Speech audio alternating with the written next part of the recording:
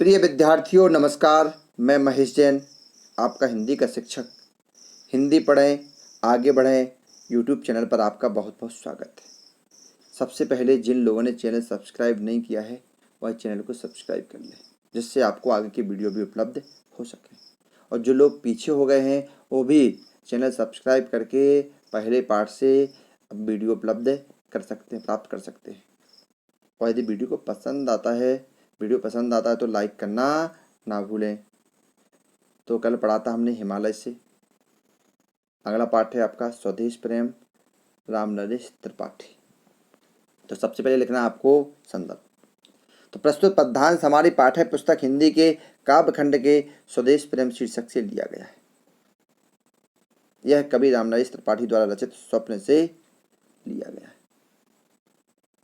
प्रसंग में इन पंक्तियों में कवि ने भारत के गौरवपूर्ण अतीत का चित्रण किया है। कवि कहता है, अतुलनीय जिनके प्रताप का साक्षी है प्रत्यक्ष दिवाकर, और घूम कर देख चुका है जिनकी निर्मल कीर्ति निशाकर। कवि कहते हैं कि तुम उन पूर्वजों को याद करो।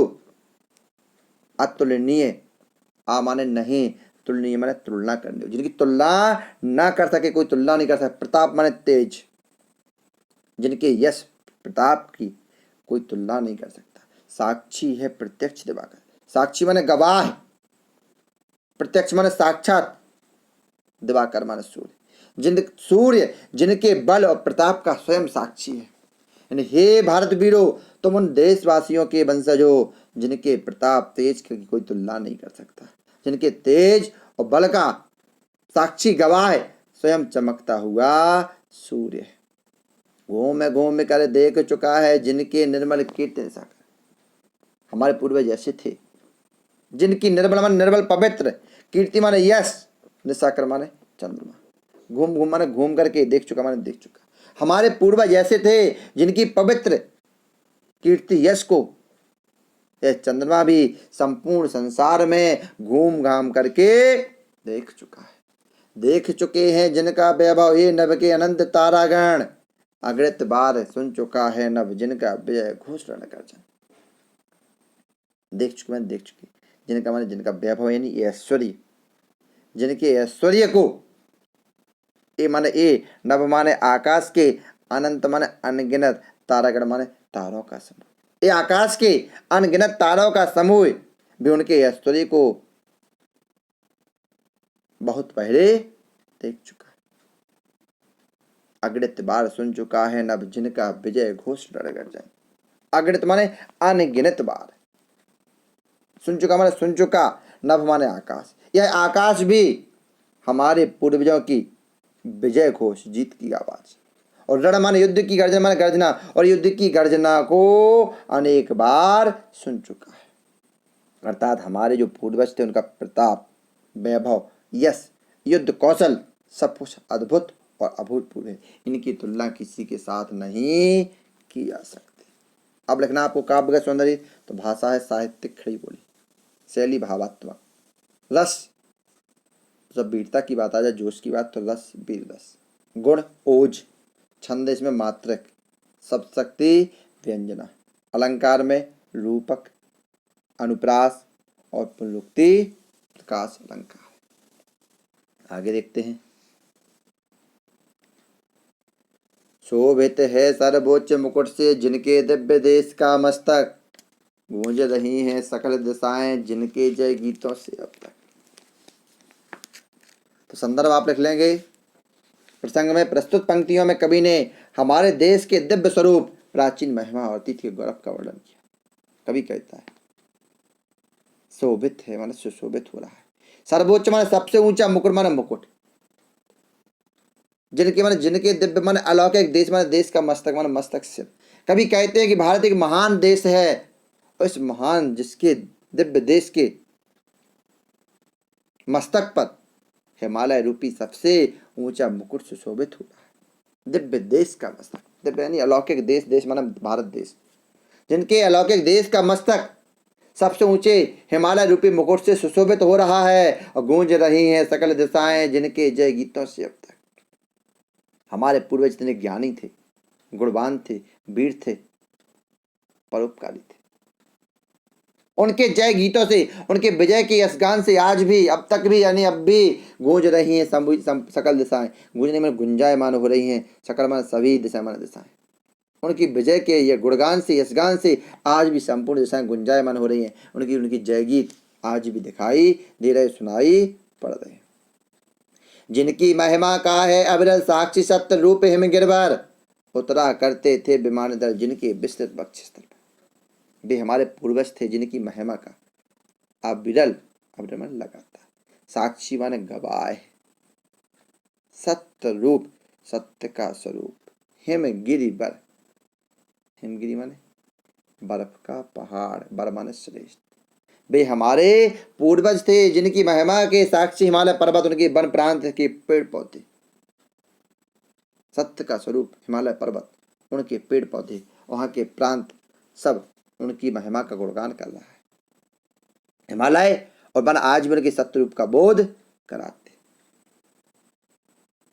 उतरा करते थे विमान दल जिनके वक्षस्थल पर। हमारे देश का वक्षस्थल यानी हृदय, अब हृदय क्या होगा? भारत भूमि। हमारे देश की विस्तृत भारत भूमि है जिनके वक्षस्थल पर अन्य देशों के विमान भी उतरा करते थे, अर्थात भारत की कीर्ति को सुनकर के दूर दूर से विदेशी यहाँ आया करते थे। इस प्रकार की भारत की कीर्ति संपूर्ण विश्व में फैली हुई। भाषा साहित्यिक खड़ी बोली, शैली भावात्मक और वर्णनात्मक, गुण ओज रस बीर रस, छंद मात्रक, शब्द शक्ति व्यंजना, अलंकार में अनुप्रास और रूपक। आगे, सागर निज छाती पर जिनके अगणित अर्णव पोत उठाकर पहुंचाया करता था प्रमुदित भूमंडल के सकल तटों पर। संदर्भ फिर से आप लिख लेंगे। प्रस्तुत पंक्तियों में कवि ने अपने पूर्वजों की गरिमा का तथा समर्पण भाव का चित्रण किया। कवि कहते हैं सागर माने समुद्र, निज माने अपनी, छाती माने छाती पर। कवि कहता है हमारे पूर्वजों का, हमारे देश का गौरवपूर्ण इतिहास रहा है। हमारे समुद्र स्वयं अपनी छाती पर, अगणित माने अनगिनत, अर्णव माने पानी के, समुद्री, पोत माने जहाज, अर्णव माने समुद्र, पोत माने जहाज उठाकर, यानी समुद्र स्वयं उनकी सेवा में लीन रहता था और अपने वक्ष स्थल पर अनगिनत जहाजों को उठा करके पहुंचाया करता था प्रमुदित भूमंडल के सकल तटों पर। पहुंचाया करता माने पहुंचा देता था, प्रमुदित माने प्रसन्नता से युक्त होकर, प्रसन्न होकर के, भूमंडल माने पृथ्वी मंडल के, सकल माने सभी, तट माने तटों पर, किनारों पर। हमारा समुद्र भी अपनी छाती पर, अपने हृदय पर अनगिनत समुद्री जहाजों को उठा करके बड़ा प्रसन्नता होकर के, प्रसन्नता पूर्वक धरती के सभी किनारों पर, तटों पर उसको पहुंचाया करता था। नदियां जिसकी यश धारा सी बहती हैं अब भी निस्वासर, ढूंढो उनके चरण चिन्ह भी पाओगे तुम उनकी तरफ। हमारे देश में रात दिन नदियां माने नदियां, जिनकी माने जिनकी, यश धारा माने यश की धारा के समान यशोगान करती हुई, बहती माने बहती हैं, अब भी माने अब भी, निशी बासर रात और दिन। हमारे देश की नदियां भी रात दिन उन महान वीरों के, उन पूर्वजों के यशोगान करती हुई यश की धारा के रूप में लगातार बहती रहती है। मानो ये लगता है जैसे हमारे पूर्वजों का यशोगान कर रहे हैं। हमारे पूर्वज जिन्होंने अपने समय में देश का गौरव रूप देखा, ढूंढो उनके चरण चिन्ह भी पाओगे इनकी तरफ। आज भी माना जाता है उनके चरण चिन्ह अगर ढूंढो यानी खोजोगे तो नदियों और समुद्रों के तटों पर प्राप्त हो जाएंगे। तट माने किनारे पर, पाओगे प्राप्त कर लोगे, यानी पूर्वजों के समान व्यवहार करने से आज भी हमें उस यश की प्राप्ति हो सकती है, उन्हें प्राप्त कर सकते।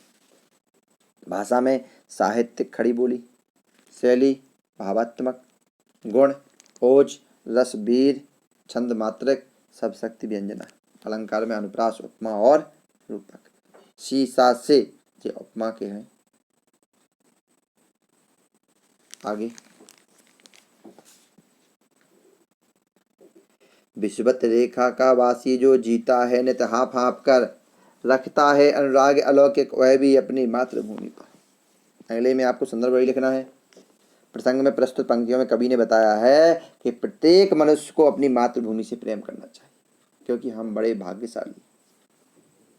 उनके बारे में सोचो, विषुवत रेखा का वासी, कभी अपने देश से असीम प्रेम की बात करते हुए कहता है कि विषुवत रेखा हमारे विषुवत रेखा पर और भूभाग जहाँ क्या होती है, सबसे ज्यादा गर्मी पड़ती है, असहनीय गर्मी।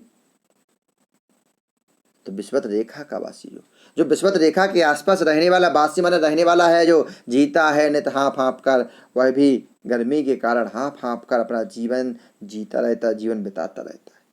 रखता है अनुराग अलौकिक, वह भी अपनी मातृभूमि पर। किंतु इतने कष्टों को सहन करते हुए भी रखता है अनुराग, अनुराग माने प्रेम, अलौकिक, अद्भुत, दिव्य, अपनी मातृभूमि। वह भी कष्टों के होने पर भी अपनी मातृभूमि से अत्यधिक प्रेम करता है। उनका मातृभूमि के प्रति प्रेम क्या है, अतुलनीय है। यानी गर्मी से परेशान होकर भी वह कहीं दूसरी जगह जाने की बात नहीं करते, वहीं रहते अपना जीवन व्यतीत करते। ध्रुववासी जो हिम में तम में जी लेता है काप काप कर, वही अभी अपनी मातृभूमि पर कर देता है प्राण। इसी प्रकार ध्रुव प्रदेश, अब ध्रुव प्रदेश जहाँ क्या होता है, वर्षा माने अधिकांश महीने बर्फ से ढकी रहती है, बर्फ जमी रहती है, वहाँ ठंडक पड़ती है ध्रुव प्रदेश में। जो हिम में तम में, हिम माने बर्फ में, तम माने कोहरे के अंधकार में जी लेता है काप काप, और ठंड को सर्दी को सहन करते हुए अपने जीवन को जी लेता है। यानी जो ध्रुव प्रदेश में रहते हैं, जो सर्दी कोहरे और धुंध के कारण दिन रात का वहाँ अंतर पड़ना कठिन हो जाता है, वहाँ के लोग भी असहाय शारीरिक कष्ट को सहते रहते हैं, वहीं पर निवास करते, वह भी अपनी मातृभूमि पर कर देता है प्राण। तो वह भी अपनी मातृभूमि पर अपने प्रेम को व्यक्त करता है, और वहाँ के निवासी शत्रुओं से रक्षा करते हुए अपनी मातृभूमि के लिए प्राण निछावर, अपने प्राणों को भी निछावर कर देते हैं, अपने प्राणों को समर्पित कर देते हैं। यानी वह भी कहीं दूसरी जगह जाने की बात नहीं करते। तो यहाँ भाषा खड़ी बोली, साहित्य खड़ी, शैली भावात्मक, रस बीज रस, गुण ओज, छंद मात्रिक छंद, शब्द शक्ति है व्यंजना, अलंकार में लिखना आपको अनुप्रास और पुनरुक्ति प्रकाश अलंकार। यदि आपको वीडियो पसंद आता है तो लाइक करना ना भूलें, और यदि आपको आगे की वीडियो देखना है तो चैनल को सब्सक्राइब कर लें, जिससे आपको आगे की वीडियो उपलब्ध हो सकें। जय हिंद, जय भारत।